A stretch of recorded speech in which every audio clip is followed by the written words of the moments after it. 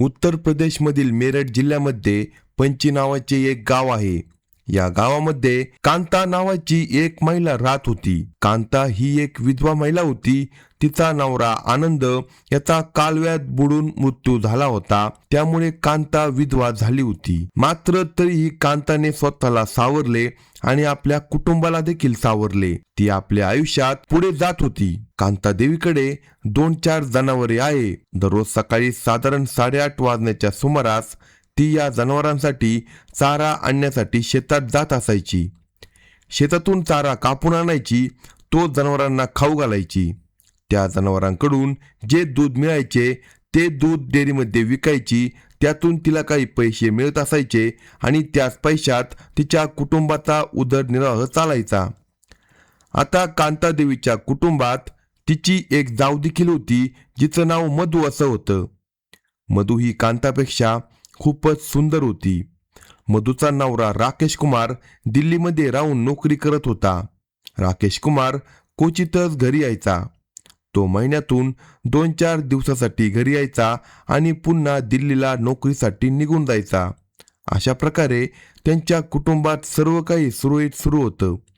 याच गावात एक मंदिर होतं आणि त्या मंदिरात सुंदर नावाचा पुजारी काम करत होता.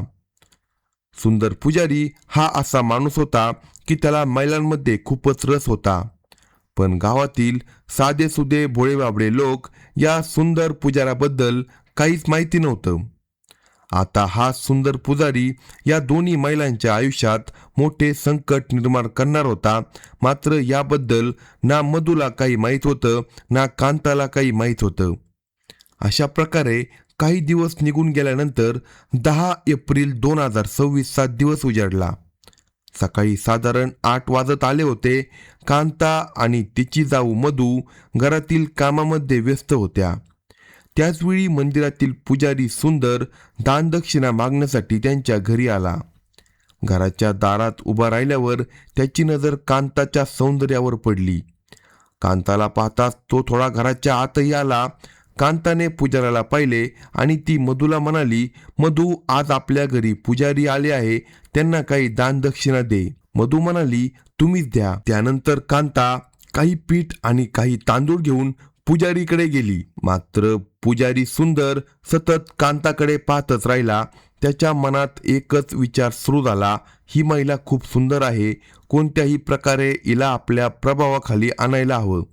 त्यानंतर कांताने त्याला तांदूळ आणि पीठ दिलं. तेवढ्यात पुजारी म्हणाला, मला दररोज दुधाची गरज असते, मला तुमच्या घरातून दररोज 1 लिटर दूध घ्यायचं आहे. कांता म्हणाली, तुम्हाला 1 लिटर दूध मिळेल. पुजारी म्हणाला, मी त्याचे पैसे देईन. मात्र कांता म्हणाली, आमच्याकडे अनेक जनावरे आहे आणि ती चांगली दूध देतात, मी तुम्हाला दररोज 1 लिटर दूध मोफत देईन. हे ऐकताच पुजारी सुंदर खूप आनंदी झाला, पण त्याच्या मनात वेगळाच हेतू होता. तो म्हणाला, ठीक आहे, मग उद्यापासून मी दररोज 1 लिटर दूध घ्यायला तुमच्या घरी येईल. कांता म्हणाली, ठीक आहे पुजारी. त्यानंतर तो पुजारी त्यांच्या घरातून मंदिरात परत गेला. मात्र आता सुंदर पुजारी कांता आणि मधू यांच्या आयुष्यात मोठे संकट आणण्याच्या तयारीत होता, ज्याची गावातील कोणालाही कल्पना नव्हती. आता सुंदर पुजारी दररोज कांतादेवीच्या घरी येऊ लागला. तो घरात बसायचा. कांता आणि मधू त्यांच्याशी गोड गोड बोलायचा आणि मोफत 1 लिटर दूध घेऊन जायचा. अशा प्रकारे अनेक दिवस निघून गेले. या काळात सुंदरने कांता आणि मधू या दोघींचा विश्वास जिंकला. तो रोज घरात बसून गोड बोलायचा, त्यामुळे दोन्ही महिला त्याच्यावर पूर्ण विश्वास ठेवू लागल्या. अशा प्रकारे दिवस पुढे जात होते. एक दिवशी सकाळी साधारण 8:30 वाजण्याच्या सुमारास कांता आपली जाऊ मधूला म्हणाली, मधू, आज शेतातून चारा तुलाच आणावा लागेल. मधू म्हणाली, मी चारा कापायला जाणार नाही. त्यावर कांता म्हणाली, काल मी चारा कापायला शेतात गेले होते, तेव्हा माझ्या बोटाला विळा लागला, त्यामुळे आज मला चारा कापता येणार नाही. हे ऐकताच मधू म्हणाली, काही हरकत नाही, आज मी चारा कापायला जाते. असे म्हणून मधू घरातून विळा घेत शेताच्या दिशेने निघून जाते. शेतात पोहोचल्यानंतर ती चारा कापायला सुरुवात करते. साधारण 20 मिनिटांचा वेळ निघून जातो. आता कांता घरात पूर्ण एकटी असते. ती घरातील काम करत असते. त्याचवेळी घराच्या दरवाजावर टकटक होते. कांता दरवाजा उघडते तर तिच्या समोर पुजारी सुंदर उभा असतो. सुंदर घरात येतो आणि घरातील परिस्थिती पाहू लागतो. त्याला दिसतं की आज घरात कांता एकटीच आहे. तो म्हणतो, आज घरात कुणी दिसत नाही. कांता सहजपणे उत्तर देते, आज माझी जाऊ मधू शेतात चारा कापायला गेली आहे, त्यामुळे मी घरी एकटीच आहे. हे ऐकताच सुंदर म्हणतो, अच्छा ठीक आहे. त्यानंतर कांतादेवी त्याला 1 लिटर दूध देते. दूध घेतल्यानंतर तो तिच्याशी गप्पा मारू लागतो. बोलता बोलता तो म्हणतो, कांता मी तुझ्यासाठी प्रसाद घेऊन आलो आहे. हा प्रसाद खाल्ला तर तुझ्या घरात सुख शांती राहील. कांता म्हणाली, ठीक आहे, मला तो प्रसाद द्या. त्यानंतर सुंदर आपल्या पिशवीतून प्रसाद काढतो आणि तिला तो देतो. कांता साधी आणि विश्वासू महिला असल्याने तो प्रसाद स्वीकारते. काही वेळानंतर सुंदर म्हणतो, आता मला मंदिरात जावं लागेल, तिथे खूप काम आहे. कांता म्हणते, ठीक आहे. त्यानंतर तो घरातून बाहेर पडतो. मात्र साधारण 15 मिनिटांनंतर कांताची तब्येत अचानक बिघडते आणि ती खाटेवरच बेशुद्ध पडते. त्यानंतर सुंदर पुजारी पुन्हा त्या घरामध्ये येतो. तो घराचा मुख्य दरवाजा बंद करतो. प्रसादामध्ये काहीतरी संशयास्पद पदार्थ मिसळला गेला असल्यामुळे कांता बेशुद्ध झाली होती. या परिस्थितीचा फायदा घेत पुजारी सुंदर तिची साडी वर करतो आणि आपला कार्यक्रम चालू करतो. त्याने त्याचा विश्वासघात केलेला असतो. कार्यक्रम पूर्ण झाल्यानंतर तो तिथून निघून जातो आणि पुन्हा मंदिर परिसरात जाऊन आपल्या कामात व्यस्त असल्याचे भासवतो. दरम्यान घराचा दरवाजा उघडाच राहतो. साधारण 2 ते 2.5 तासानंतर मधू चारा घेऊन परत येते. घरी आल्यानंतर तिला घराचा दरवाजा उघडा दिसतो. ती आत येते आणि घरातील परिस्थिती पाहून हादरून जाते. कांतादेवी अर्धबेशुद्ध अवस्थेत पडलेली असते आणि तिची साडी वर असते. मधू घाबरून जाते. तिच्या मनात अनेक प्रश्न निर्माण होतात. ती विचार करू लागते की कांतासोबत नेमकं काय घडलं असेल. पण त्याचवेळी तिला दुसरी ही चिंता वाटू लागते. जर ही गोष्ट गावात पसरली तर लोक वेगवेगळ्या चर्चा करतील आणि त्यांच्या कुटुंबाची बदनामी होईल. म्हणून ती कोणालाही बोलावत नाही. त्याऐवजी ती कांतादेवीला पाणी पाजण्याचा प्रयत्न करू लागते. साधारण अर्ध्या तासानंतर कांताला शुद्ध येते. शुद्धीवर आल्यानंतर ती मधूला विचारते, मला काय झालं होतं? मधू म्हणाली, मला माहीत नाही, पण जेव्हा मी घरी आले तेव्हा तुझी साडी वर होती, चड्डी साईडला पडलेली होती. हे ऐकताच कांता खूप घाबरते. ती विचार करू लागते की तिच्यासोबत असे कसे घडू शकते. मधू तिला विचारते, आज आपल्या घरी नेमकं कोण आलं होतं? कांता उत्तर देते, फक्त पुजारी आला होता, त्यानंतर दुसरं कुणीही आलं नाही. हे ऐकताच मधूच्या मनात संशय निर्माण होतो. ती म्हणते, कदाचित यामागे त्याचाच हात असू शकतो. मात्र कांता म्हणते, नाही, पुजारी दूध देऊन निघून गेला होता, तो मंदिरात गेला होता. अशा प्रकारे आता दोघीही संभ्रमात पडलेल्या होत्या. मधू नंतर कांताला सांगते, ही गोष्ट कोणाला सांगू नको, नाहीतर लोक वेगवेगळ्या गोष्टी बोलतील. कांतादेवी तिच्या बोलण्यासोबत सहमत होते आणि अशा प्रकारे ही गोष्ट काही काळासाठी तिथे दडपली जाते. दुसऱ्या दिवशी सकाळी साधारण 8 वाजता कांता आणि मधू घरातील काम करत असतात.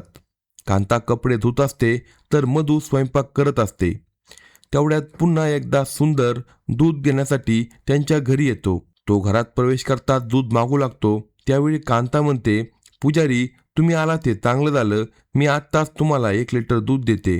सुंदर म्हणतो, लवकर द्या, मला मंदिरात जायचं आहे. मात्र दूध देताना कांता त्याला सांगते, पुजारी, काल माझ्यासोबत एक विचित्र घटना घडली. सुंदर सिंग लगेच विचारतो, नेमकं काय झालं होतं? त्यावर कांतादेवी त्याला काल घडलेली संपूर्ण घटना सांगते. ती बेशुद्ध पडल्यापासून शुद्धीवर येईपर्यंतची सर्व माहिती ती त्याला सांगते. हे ऐकून सुंदर सिंग आश्चर्य व्यक्त केल्याचा आव आणतो. तो म्हणतो, हे कोणत्या तरी माणसाचे काम वाटत नाही. तुमच्या घरात काहीतरी वाईट शक्तीचा प्रभाव आहे. कदाचित याच कारणामुळे हे घडले असावे.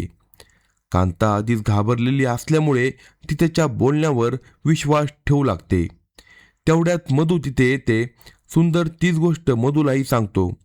मधू देखील त्याच्या शब्दांवर विश्वास ठेवते. आता सुंदर म्हणतो, तुम्ही अजिबात काळजी करू नका, मी तुमच्या घरात एक विशेष पूजा करतो, त्यानंतर सर्व अडचणी दूर होतील.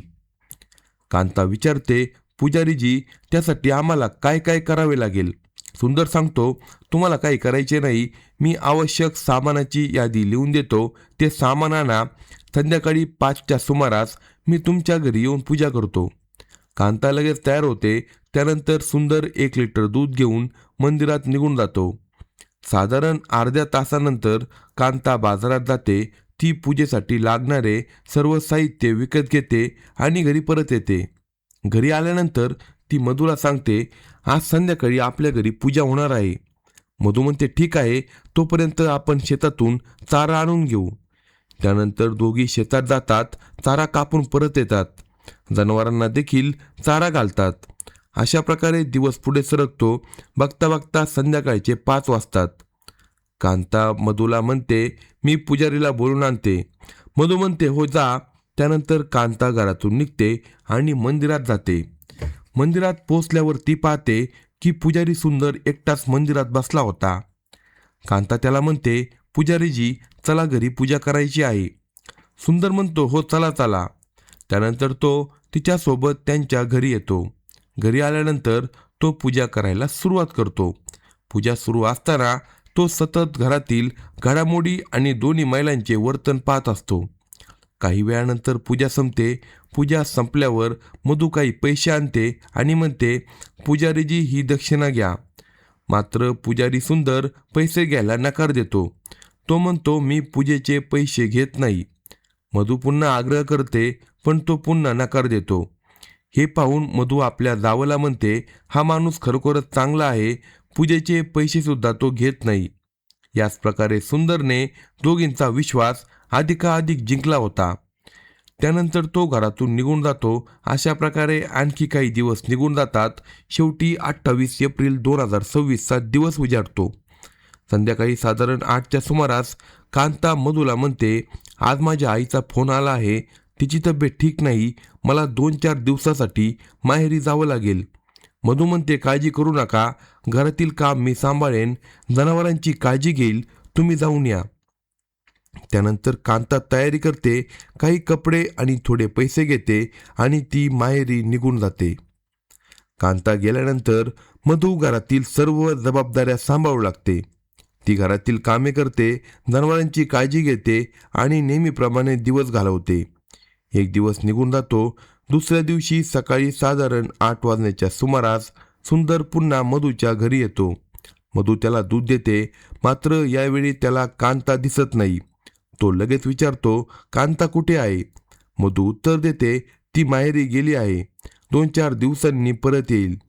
हे ऐकताच सुंदरच्या मनात वेगळे विचार सुरू होतात. तो म्हणतो, मधू, तू कधीच मंदिरात येत नाही, आज संध्याकाळी 7 वाजता मंदिरात विशेष आरती आहे, तू नक्की ये. मधू म्हणते, ठीक आहे पुजारी, मी नक्की येईल. हे ऐकताच सुंदर समाधानी होतो. त्यानंतर तो मंदिरात परत जातो आणि मधू पुन्हा आपल्या कामामध्ये व्यस्त होते.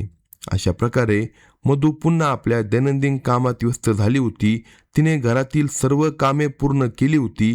त्यानंतर ती शेतात गेली, शेतातून चारा कापून आणला, जनावरांना चारा घातला आणि अशा प्रकारे संपूर्ण दिवस निघून गेला.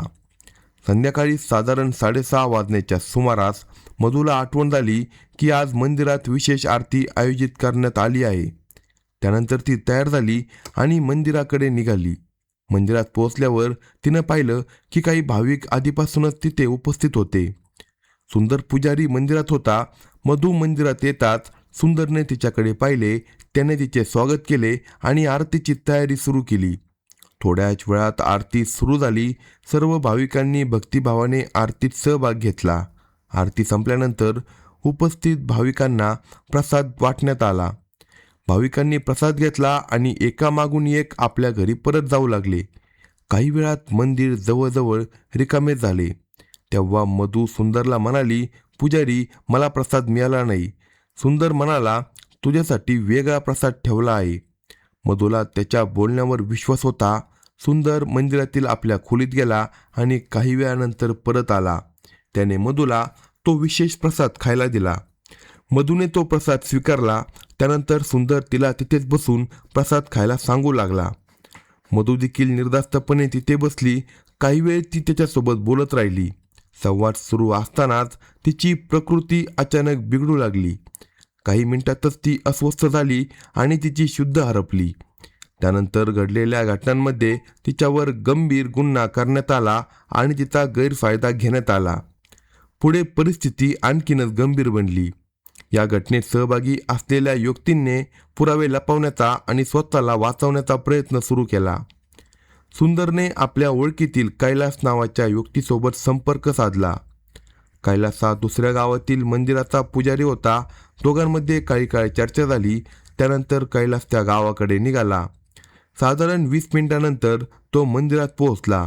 रात्र झाली होती आणि परिसरात अंधार पसरला होता. मंदिरात पोहोचल्यानंतर दोघांमध्ये बराच वेळ चर्चा होती. त्यांना भीती वाटत होती की जर मधू शुद्धीवर आली आणि संपूर्ण घटना लोकांसमोर सांगितली तर गावकरी रागवतील आणि त्यांना कायदेशीर कारवाईला सामोरे जावे लागेल. याच भीतीतून त्यांनी आणखी एक गंभीर आणि अमानुष निर्णय घेतला. त्यामुळे मधुदेवीचा मृत्यू झाला. त्यानंतर दोघांनी तिचा मृतदेह लपवण्याचा कट रचला. रात्र वाढत गेली.